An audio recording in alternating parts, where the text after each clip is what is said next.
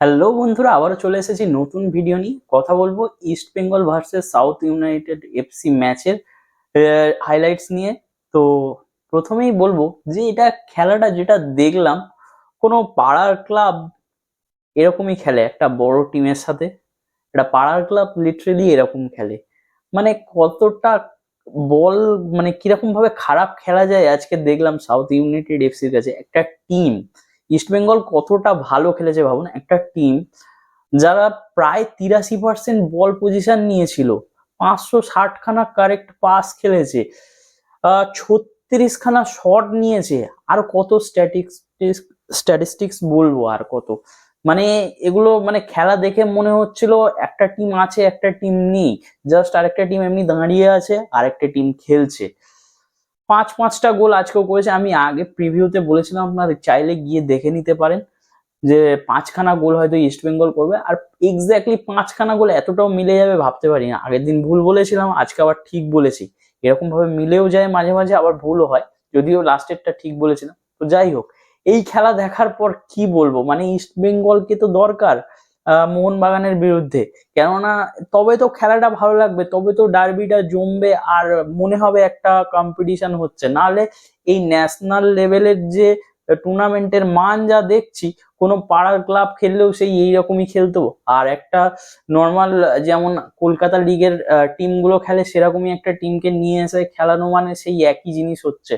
তো প্রত্যেকটা, যেমন দিল্লি এফসি ম্যাচটাতে দেখা গেল 7খানা গোল করলো ডিফেন্ডার্স এর সাথে। তো এত পরিমাণে গোল হচ্ছে, এত গোল হচ্ছে, মানে কোথাও তো কিছু একটা আছে ফুটবলে। এত গোল কি কোনো টুর্নামেন্টে আপনি দেখেছেন? কোথাও শেষ কবে দেখেছি? আমি দেখেছি আমার তো মনে পড়ছে না। আর এইরকম বল পজিশন আমি আগে কোনোদিন না ইস্ট বেঙ্গলকে দেখেছি, না অন্য কোনো টিমকে দেখেছি। জানি না এরকম মানে কোন সমতার সাথে কিসের সাথে খেলা হচ্ছে, আমি বুঝতে পারছি না।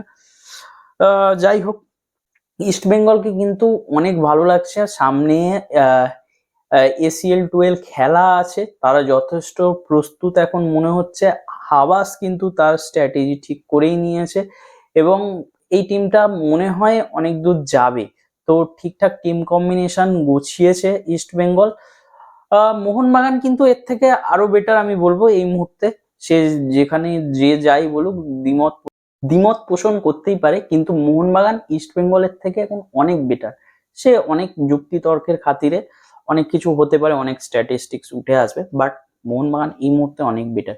ইস্ট বেঙ্গলকে এখন তাকিয়ে থাকতে হবে মোহনবাগানের হারের দিকে, নতুবা ড্র এর দিকে। ড্র করেও কোনো লাভ হবে না, কেননা পয়েন্ট টেবিলে এগিয়ে থাকবে, অথবা তারা যে সেকেন্ড পজিশন থাকবে সেকেন্ডের মধ্যে টপ 2 এর মধ্যে থাকবে। আমি বারবার বলে এসেছি টপ 2 এর মধ্যে থাকার সম্ভাবনা প্রবল আছে, যেহেতু তাদের হিউজ একটা গোল ডিফারেন্স। কিন্তু অন্য টিমের দিকে তাকিয়ে থাকতে হবে, লাজং বা অন্য টিম যাদের এখনো খেলা হয়নি, এয়ারফোর্স, ইন্ডিয়ান এয়ারফোর্স, এইগুলোর দিকে তাকিয়ে থাকতে হবে। যদিও ইস্টবেঙ্গল আমার মনে হয় বেরিয়ে যাবে। তো কেমন লেগেছে ইস্টবেঙ্গলের খেলা অবশ্যই কমেন্টে জানাবেন। আর ইস্টবেঙ্গল কি নেক্সট রাউন্ডে যেতে পারবে সেটাও অবশ্যই কমেন্টে জানাবেন। এই চ্যানেলে নতুন হলে অবশ্যই চ্যানেলটাকে সাবস্ক্রাইব করে দেবেন, ফেসবুক থেকে দেখলে অবশ্যই ফলো করে দেবেন। আজকের মতন টাটা, ফিরে আসবো নেক্সট ভিডিওতে।